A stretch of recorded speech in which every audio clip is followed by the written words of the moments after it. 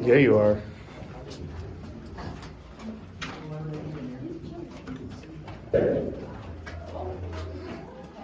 So if the lights go out, we're gonna follow her. She's got the shoes for this job.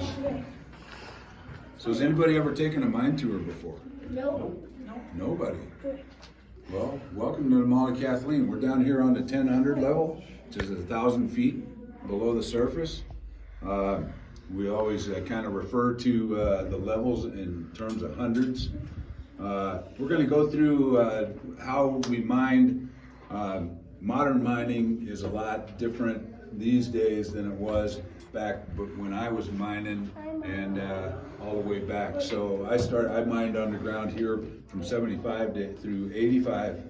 And so all the stuff that we're gonna see here, I've done before.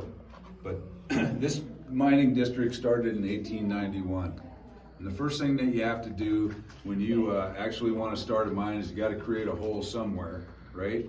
So you have to drill some holes. And what we did, what they did back there was they started by using one of these and one of these. This is called a single jack. It's a 3-pound sledgehammer. This is called a drill steel. Actually, they were more of this chisel bit type of steel. But I'm going to show you exactly how they started drilling a hole. You would take it and just start doing this. And they do that all day. That's called a hand stealing. Or single jacking if it's just one guy. But if there's two guys, then it's called double jacking. And this is an example of two guys actually drilling. You got one guy holding a steel on his shoulder. Got another guy swinging a 10 or 15 pound double jack, which is a sledgehammer. This guy is called the striker. This guy is called the shaker. Anybody have any idea why you might call him a shaker? Get hit with a hammer. Yeah, I would. I'd be shaking. So these guys, not only was this really a lot of hard work, it was also pretty difficult because you were working in conditions like this. So in 1891, all the way up to, all the way up to the 20s or so, 1920s, these guys worked with candles. And they had candles stuck either in their hats, or they'd have them in candle holders stuck in the walls. They'd use these kinds of lanterns. The problem with this was that it used up a lot of oxygen as you were working back in the hole and laboring really hard. The candles would eat up oxygen. I know you don't have a light. That's okay. So they made some changes come around the 1920s. They got into these kind of lamps. And these lamps are actually called carbide lamps. And they had carbide, which is a derivative of hydrogen. And they had carbide in the bottom, water in the top. And when you drop water down into the carbide, it actually creates a gas. And that gas is commonly known as acetylene.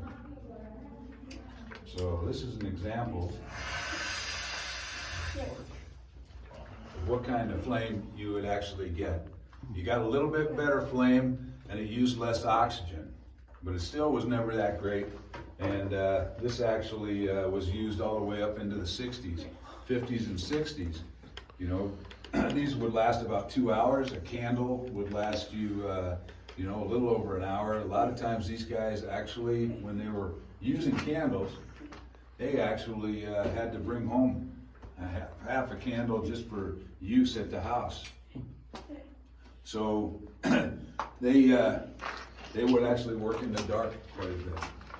By the 50s, 60s, and 70s, though, this lamp was actually used. And these are lead acid batteries, and they would last about 24 hours. And then you got this. This is an LED light, and these will last about 72 hours and put out a pretty nice white light. But this is all you had.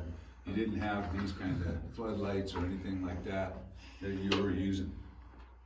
If you go down into town, into Cripple Creek, you'll see a lot of rocks, and a lot of rocks have holes in them. If you look and see a hole that's not perfectly round, there's a good chance that it was hand steeled.